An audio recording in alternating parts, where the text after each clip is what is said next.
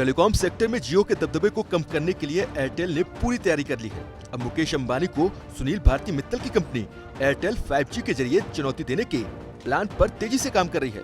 दरअसल भारत में 5G services शुरू करने के लिए एयरटेल ने अमेरिकी चिप मेकर कंपनी क्वालकॉम के साथ साझेदारी करने की घोषणा की है।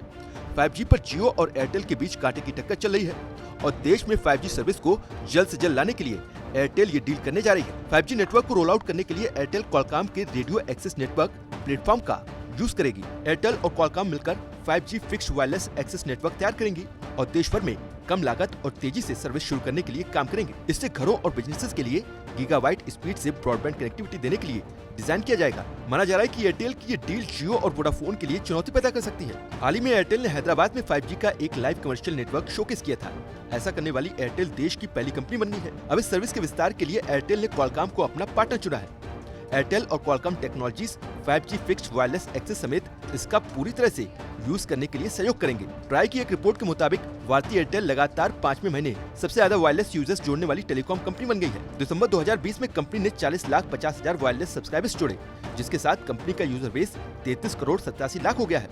इसके बाद रिलायंस जियो है, जिसने 4,78,917 सब्सक्राइबर्स को जोड़ा और इसी के साथ कंपनी का यूजर बेस 40 करोड़ 87 लाख हो गया है। इस बीच एयरटेल की सबसे बड़ी कॉम्पिटिटर जियो ने कहा है कि उसने 5G के लिए एक इन हाउस सॉल्यूशन तैयार किया है। जैसे ही स्पेक्ट्रम उपलब्ध होगा, वो सर्विसेज को रोल आउट करना शुरू कर देगी। जियो की पेरेंट कंपनी रिलायंस इंडस्ट्रीज ने पिछले साल अपनी डिजिटल यूनिट जियो के लिए क्वालकॉम की निवेश शाखा से लगभग $97 मिलियन जुटाए थे। देश में स्पेक्ट्रम की नीलामी 1 मार्च से शुरू होने वाली है। नीलामी में भाग लेने के लिए जियो, एयरटेल और वोडाफोन आइडिया तीनों ही टेलीकॉम कंपनियों ने अर्नेस्ट मनी डिपॉजिट यानी EMD जमा कर दिए हैं।